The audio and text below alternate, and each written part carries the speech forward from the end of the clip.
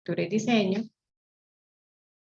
Y en la sesión de hoy vamos a compartir un poco el tema. No sé si algunas personas estuvieron de pronto la vez pasada, de pronto ojalá tengamos audiencia nueva para revisar un poco el tema de como una guía práctica que hemos desarrollado para el tema de una creación de una empresa. Independientemente como de los trámites legales o el formalismo o la rigurosidad que se debe tener al momento de constituir una empresa, queremos aportarle algo que está detrás de la constitución de una empresa para que realmente funcione y se pueda poner en marcha y realmente pueda dar frutos esa idea, esa iniciativa, ese emprendimiento que siempre se genera con tanta ilusión y con tantas ganas por parte de las personas que quieren conformar una empresa. En términos generales, vamos a hablar un poco de qué es una empresa. Voy a ponerles aquí en modo amplio, ¿cierto? Que se ve pequeño. Sí. Acá. Entonces, cuando hablamos de qué es una empresa, legalmente o en la definición popular, una definición técnica, una empresa es una organización de personas y recursos que buscan la consecución de un beneficio económico con el desarrollo de una actividad particular. Esta unidad productiva puede contar con una sola persona como mínimo y debe buscar el lucro y alcanzar una serie de objetivos que se marquen para su formación. ¿Esto qué quiere decir? Que en Colombia, para poder conformar una empresa, basta con que se haga con una sola persona. Eran lo que eran llamadas antes las empresas EU o empresas unipersonales, que pasó a ser ahora todas las EU pasaron a ser las SAS. Entonces, estas son empresas que se conforman y se rigen bajo unos parámetros de conformación de una sociedad limitada, básicamente. Es más o menos la misma estructura, si lo vamos a ver a grosso modo.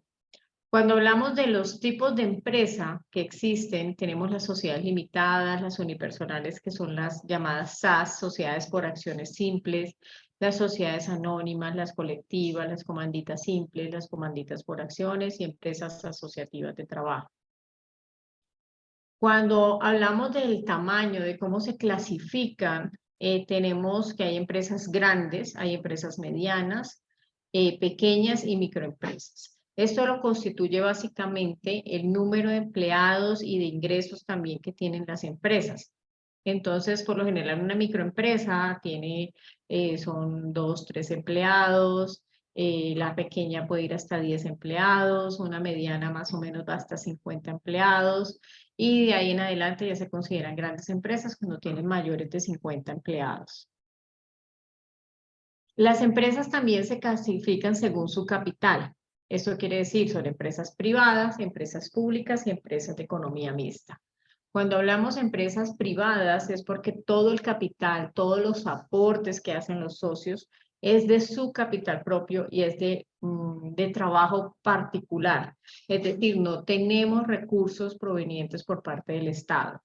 Las empresas públicas pues son esas empresas que tienen patrimonio del Estado y su composición, obviamente el origen del patrimonio lo hacen de fondos públicos, entonces por eso se considera una empresa pública. Y las mixtas son las que tienen la combinación de aportes del Estado, ya sea por algunas concesiones por lo general, donde hay aporte privado y hay aporte de capital público. Esto más o menos se ve en las empresas mixtas, la mayor práctica de este tipo de empresas se ve mucho en las empresas constructoras o en las empresas sobre todo constructoras, pero de infraestructura. Básicamente, ahí es donde más se ve este tipo de empresas de economía mixta. Si hay alguien que en el transcurso de la charla tenga alguna pregunta, tenga alguna inquietud, con mucho gusto las vamos resolviendo, pueden alzar la mano y vamos tratando de que esta charla también sea un poco más amena, que tengan alguna duda, sobre todo ahorita que entramos en el tema de como la generación de modelo de negocio, yo creo que es bien interesante esta parte para todos. ¿Cómo se clasifican según el destino de los beneficios? Cuando hablamos del destino de los beneficios, estamos hablando cuando se generan esas utilidades al final del periodo, es decir, se terminó el año y contablemente dijimos ganamos 10 millones, 20 millones, 30 millones, o por el contrario no tuvimos una utilidad, al final ese reparto de esas utilidades hacia dónde se va. Entonces, cuando hablamos de que son entidades o empresas con ánimo de lucro, quiere decir que las utilidades, es decir, ganamos 10 millones de pesos al final del periodo, al final del ejercicio, o sea, el año vigente, quedaron 10 millones de utilidad. Estas utilidades las reparten entre los socios o el socio que tenga, la pueden distribuir de esa manera. Mientras que las empresas sin ánimo de lucro no se puede repartir, así tengan utilidades, no se pueden repartir las utilidades. Cuando hablamos de sin ánimo de lucro, aquí hay algo importante, que las empresas sin ánimo de lucro también pueden generar utilidades. Es más, es bueno cuando las generan, porque el propósito de la generación de esas utilidades es que esos recursos se van a reinvertir en la función, en el objeto social de la empresa para su mayor cobertura. Es decir, si nosotros tenemos una entidad sin ánimo de lucro, que lo que hacemos es, por ejemplo, formación para personas de escasos recursos, digamos, la entidad se dedica a eso.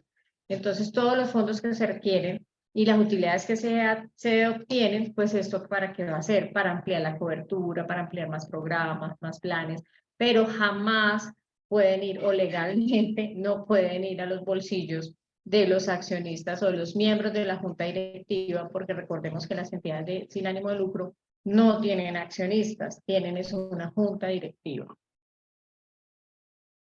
Aquí hay una pregunta bien interesante. Quiero emprender, pero no sé en qué. Entonces empezamos a mirar que yo tengo una idea, que tengo ganas de hacer un proyecto, que es que yo soy buena en, no sé, haciendo manualidades, que tengo una idea, que soy buena cocinando, que soy buena, en fin, las funciones o las habilidades que cualquier persona tenga, pero no saben qué. Entonces, aquí es importante empezar a aterrizar esa idea de emprendimiento y sobre qué voy a crear mi empresa. ¿Por qué?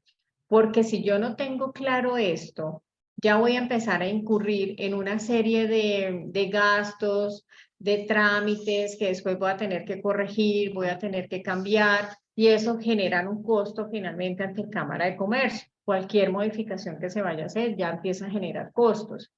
Entonces, ahí empieza un proceso investigativo de qué es lo que yo quiero hacer y a qué se va a dedicar mi empresa, porque tengo que empezar a mirar tributariamente cuál es la carga tributaria que tiene, cuáles son los impuestos que se le aplican, cuáles son las retenciones que yo debo hacer o que me van a aplicar a mí al momento de contratar, cuáles son la actividad económica que yo debo establecer. Entonces, la actividad económica va ligada a la función de lo que yo voy a ejercer, a cuál va a ser mi principal fuente de ingreso, que yo espero calcular dentro del ejercicio que yo empiece a trabajar como esa empresa, en esa empresa que yo vaya a constituir.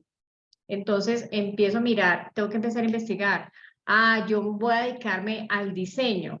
Ok, ¿el diseño de qué? Puntualmente de qué. No, es diseño de modas, es diseño de joyas, es diseño arquitectónico, es diseño industrial.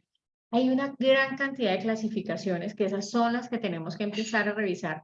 El objeto social de lo que yo quiero hacer, a qué me voy a dedicar, para empezar a acertar y escoger de manera correcta el SIU que le corresponde a la empresa para mirar tributariamente qué es lo que le corresponde tributar, valga la redundancia.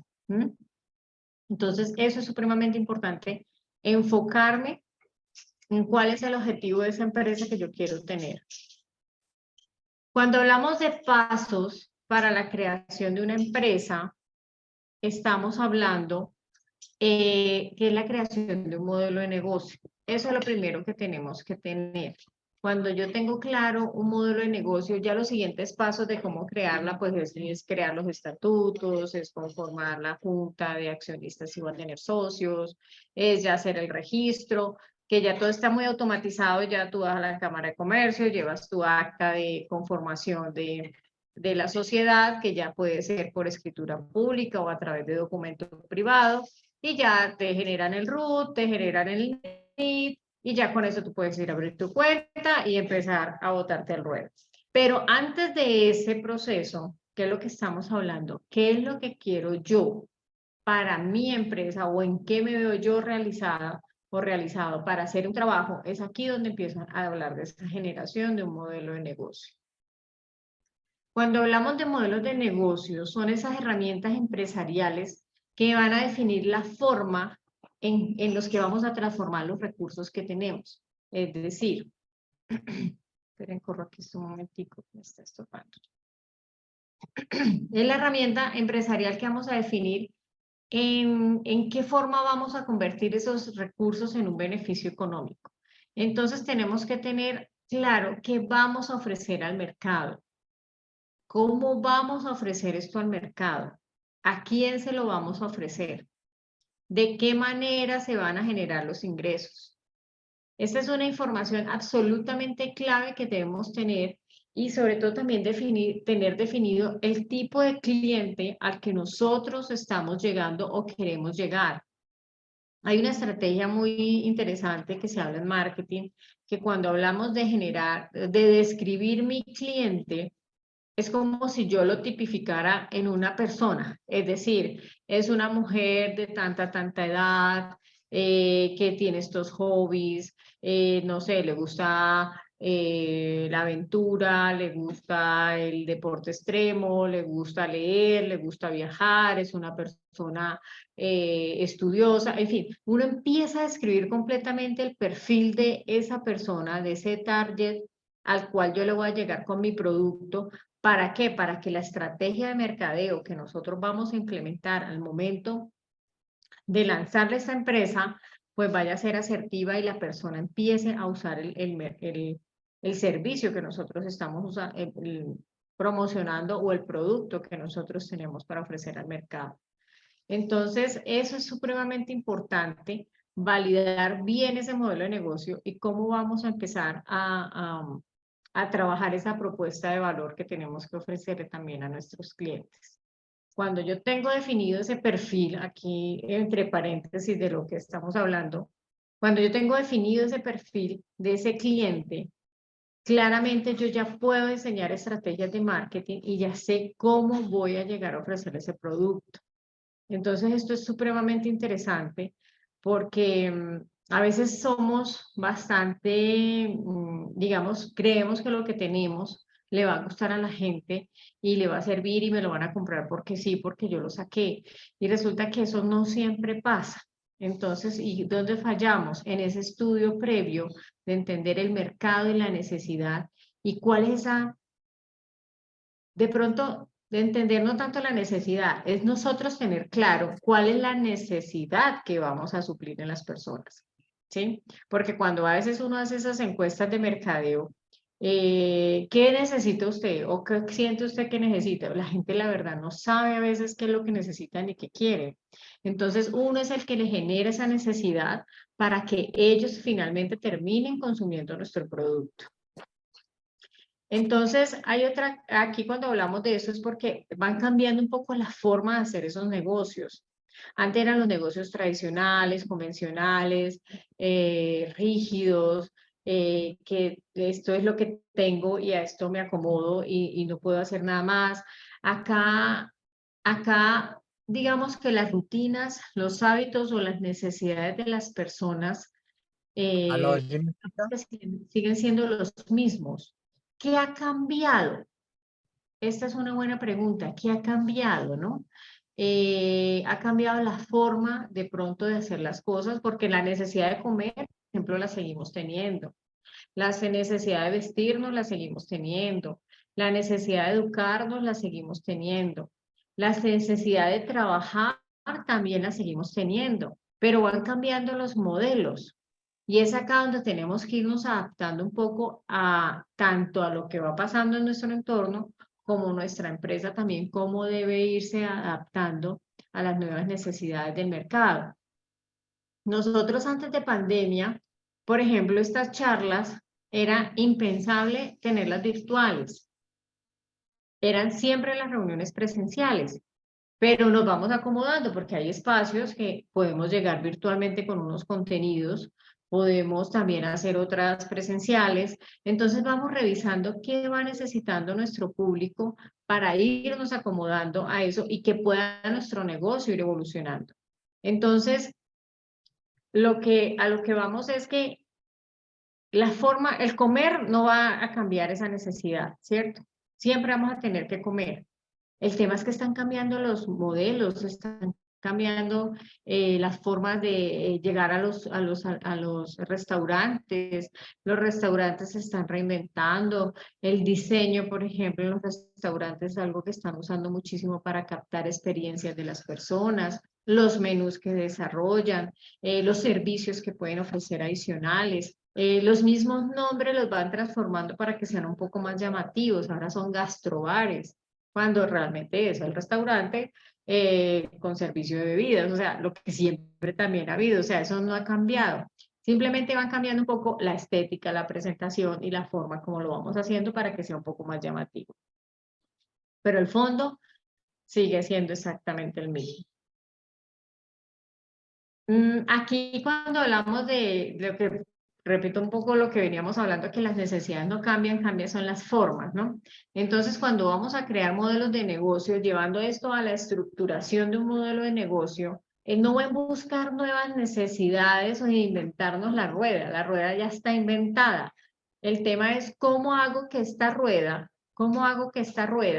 siga andando, pero no me cambie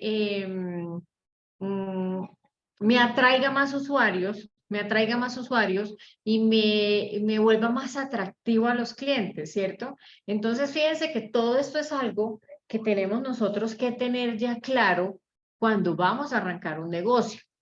¿Por qué? Porque en esta pensada, en estas etapas de pensar, de analizar qué es lo del producto, cómo lo volteo, le hago, le acomodo, le cambio, le agrego, eso me puede llevar al final a que tengo una idea y termino haciendo otra. Porque cuando empiezo con ese proceso de validación, digo, oiga, y a mí me ha pasado, esto era lo que yo creía y resulta que terminé en otra historia porque al hacer el análisis, al hacer la evaluación, al convalidar con pares, pues me van a decir, oiga, no, no es por este lado, es por este lado, por otro lado y me dan nuevas ideas y eso es lo que hace que los modelos de negocio sean un poco más fructíferos. Aquí pues claramente tenemos esos modelos, ejemplos disruptivos de... Ahí por ahí un audio. Trata de usar bien, pero a manera. Ingrid, ¿me ayudas ahí apagando un micrófono, por favor? Aquí hay unos ejemplos de modelos disruptivos. Entonces, por ejemplo, Airbnb, todo el tema de los neobancos, las plataformas de transporte como Uber, Didi, Cabify, todas las que hay, el mismo Rappi. Entonces, cuando empezamos a entender que estos modelos desde su estructura, por ejemplo, hablando un poquito de actualidad con todo el tema que está pasando con las plataformas digitales, espérenme un segundito, acá un segundito. Las plataformas digitales, tenemos, por ejemplo, la discusión que hay a nivel laboral con el tema de Rappi, ¿sí? Que todas las personas tienen que estar cotizando salud y pensión y estar asegurados como un modelo de trabajo convencional.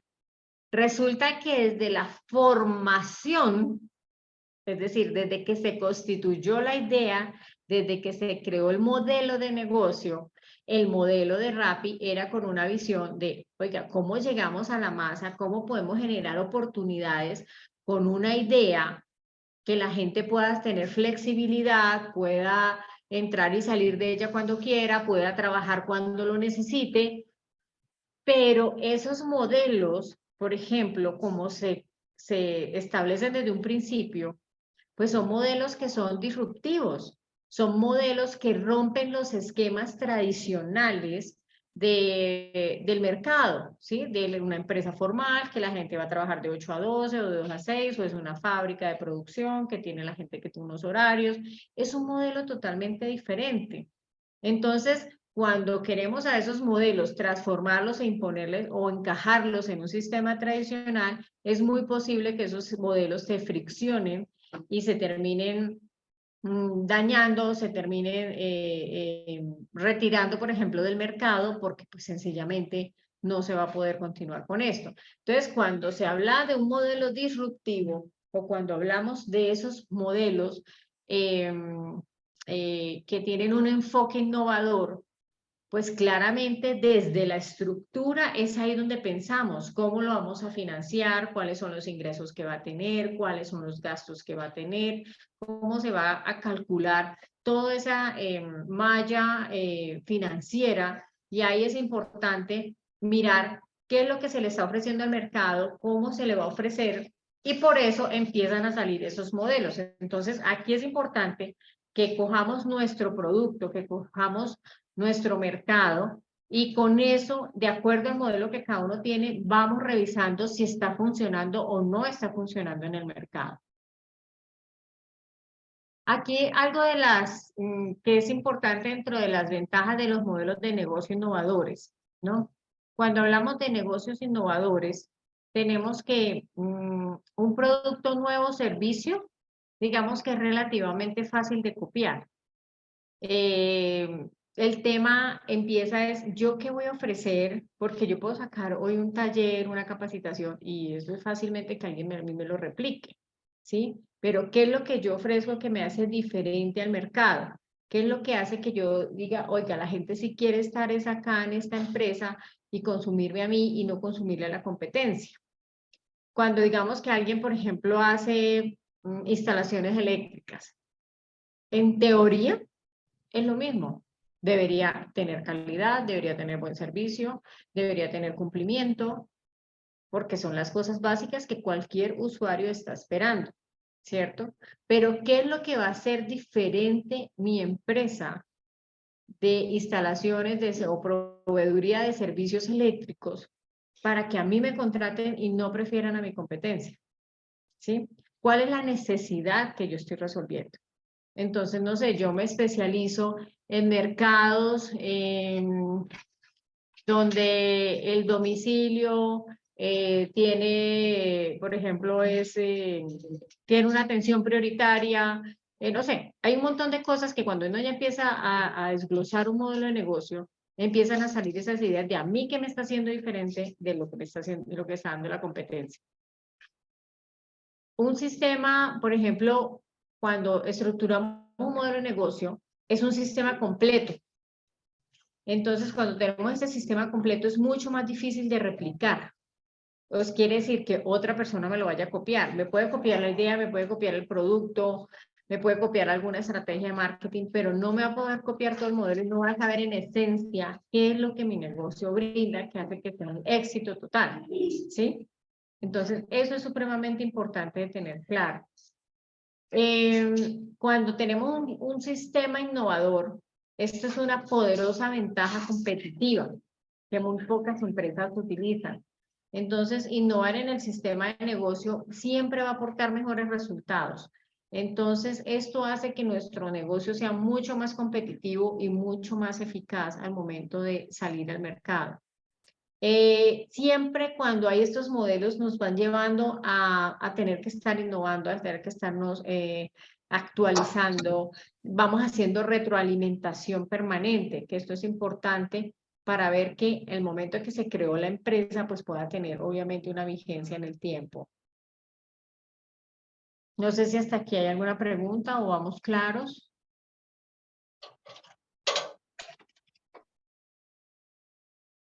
Bueno. Vamos a hablar un poquito de qué es el modelo Canvas. Yo me imagino que ya algunos lo han escuchado, pero es una plantilla muy sencilla, pues digamos sencilla entre comillas porque lo divide simplemente en nueve recuadros, pero llenar esos recuadros con la información que es donde está el quid del asunto. Es ahí donde está lo importante. Entonces, son 9 cuadros en esta plantilla Canvas que nos va a definir un modelo de negocio. Cuando ya tenemos definido este modelo de negocio, ya empezamos obviamente a armar estatutos, ya empezamos a armar la documentación legal, pues para irnos a la Cámara de Comercio y poder registrar nuestro modelo de negocio, nuestra empresa. Cuando hablamos del modelo Canvas, es una plantilla que fue creada por Alexander Osterwalder y Yves Pignor en el 2011 con el libro Generación de Modelos de Negocio. Ahorita les voy a mostrar la portada por si tienen la oportunidad de encontrarlo. Sería muy valioso que lo tengan porque les explica de manera muy detallada y con casos prácticos, ejemplos de modelos de negocio a seguir. También es muy recomendable el libro de Diseñando la Propuesta de Valor, de cómo crear los productos y servicios que tus clientes están esperando. Estos son libros que son muy interesantes para las personas que están en el plan de emprender, de crear empresa, o si ya la tienen, hay que crear un nuevo modelo.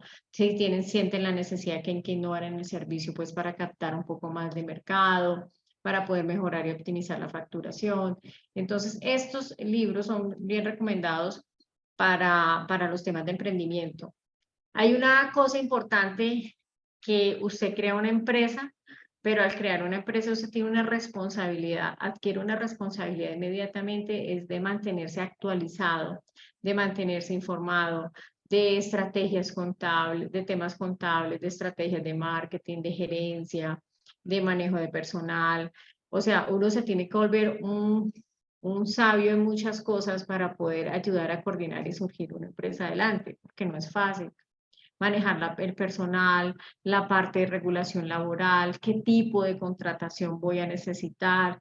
Entonces son muchos factores que debemos tener en cuenta al momento también de crear esa empresa. Entonces sí es una responsabilidad de los emprendedores y de los gerentes de las empresas o los representantes legales tener la actualización permanente de todos los temas que tienen que ver con la parte legal de conformación y gerencia de una empresa. Esta es la portada que les comentaba del libro, donde es una guía para visionarios, revolucionarios, retadores, que quieran desafiar los anticuados modelos de negocio y diseñar las empresas del futuro. Señores, los tiempos van cambiando, a pesar de que no es capricho de pronto de algunos, pero es que es un tema generacional. Si vemos los jóvenes tienen unas necesidades diferentes, tienen una visión del futuro muy diferente. Entonces, hay una visión completamente que se aparta de la realidad de lo tradicional o de la fricción normal que vienen trayendo los modelos de negocio tradicionales. Entonces, es ahí donde está el reto de cómo tengo un negocio tradicional pero innovador, ¿sí? Entonces, cuando hablo de un negocio tradicional, es un negocio que está supliendo una necesidad básica, es una necesidad que todos tenemos, pero ¿cómo hago para que sea más atractivo? ¿Cómo estoy manejando mi marca? ¿Qué tipo de empleados tengo? Tengo que entrenar gente nueva. En 10 años, ¿cómo está proyectándose mi empresa? Ahorita tengo un tipo de mercado. En 10 años serán los jóvenes los que empiecen los que tienen ahorita 20, 25 años, en 10 años son los que tienen 35 años y ellos ya van a ser consumidores masivos de los productos y servicios del mercado. Entonces, ¿hacia dónde se está dirigiendo los productos que nosotros estamos manejando? Esto es clavísimo, hacer un alto en este momento